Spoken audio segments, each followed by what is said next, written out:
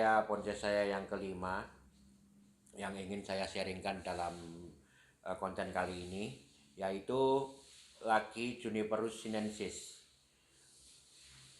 Kali ini saya berhadapan dengan sebuah bahan yang cukup bagus, artinya dari kondisi batangnya yang saya yakin ini adalah hasil sebuah budidaya atau program menurut pemiliknya Bapak Erik di Bandung.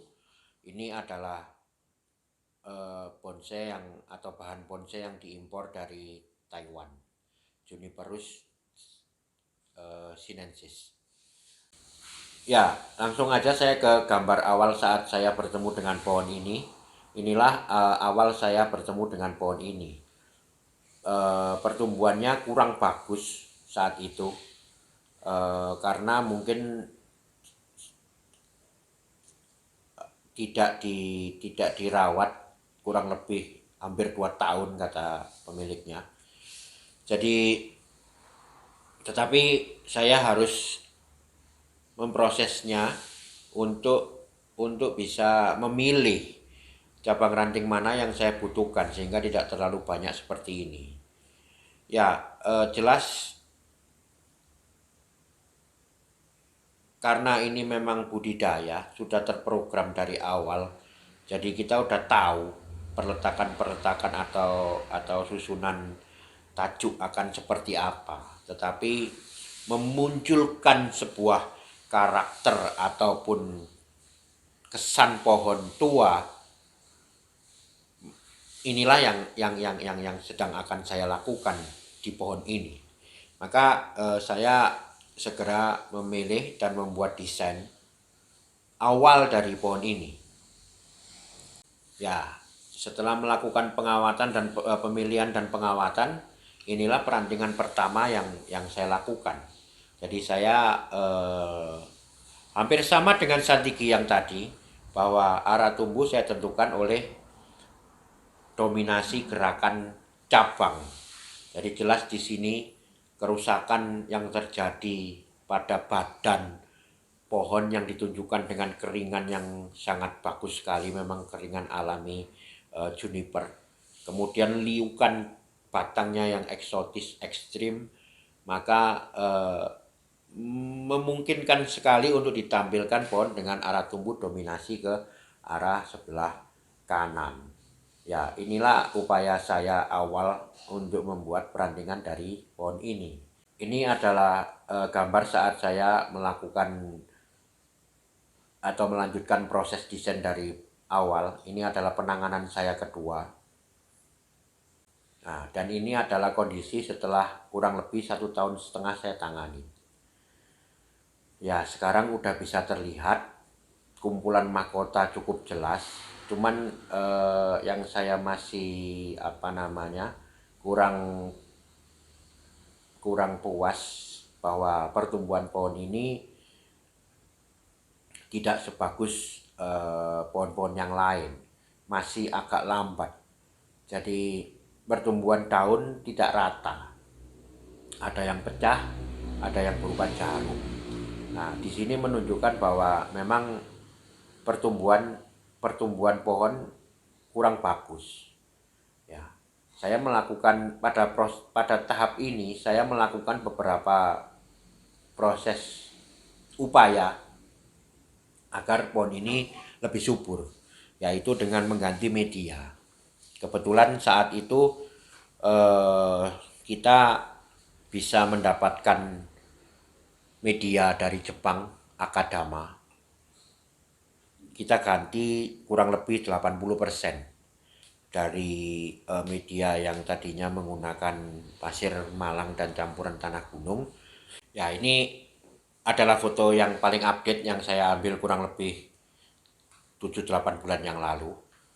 Jadi setelah pergantian media, pohon ternyata sudah mulai menunjukkan pertumbuhan yang lebih bagus.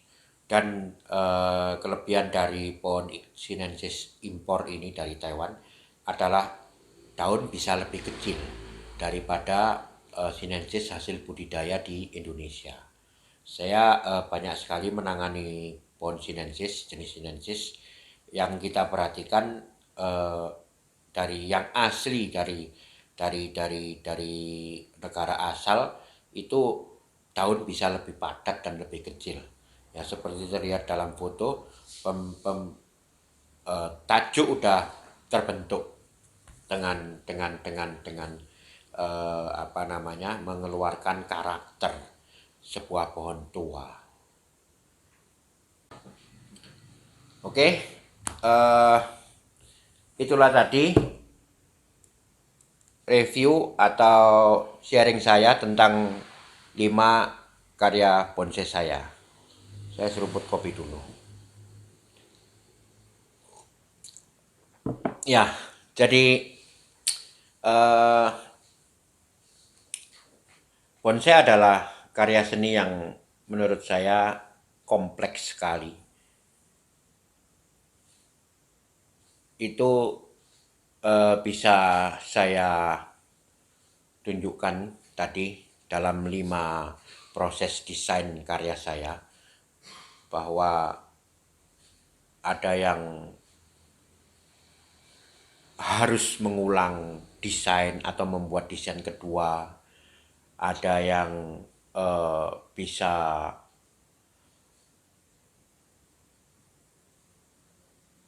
membuat sebuah karya indah dari bahan yang bahkan jauh dari layak atau bagus. Ada yang harus merubah posisi drastis sehingga bisa memunculkan sebuah potensi. Ya, buat saya berkarya adalah dengan tujuan mencapai kepuasan, kemudian menghasilkan sebuah karya yang murni dari hasil komunikasi dua arah antara saya dengan bahan bonsai. Jauh sekali tujuan saya berkarya untuk bisa katakanlah menang di pameran ataupun laku mahal bonsainya, jauh sekali. Karena murni tujuan berkarya saya adalah untuk membuat karya bonsai yang benar-benar indah. Indah menurut kaidah alam. Jadi bagus saja menurut saya kurang cukup. Harus sesuai dengan kodrat dari objek kita, yaitu pohon, atau bahkan konsep dari saya membuat bonsai yaitu mempresentasikan sebuah pohon tua yang hidup di alam. Oke, saya pikir cukup. Kita ketemu lagi pada konten-konten saya berikutnya. Tetap ikuti channel YouTube Pokop Art untuk segala info, teknik, dan sharing saya membuat bonsai. Mari berkarya, karya bonsai Indonesia, bonsai tropis, konsepnya pokok. Salam pokok.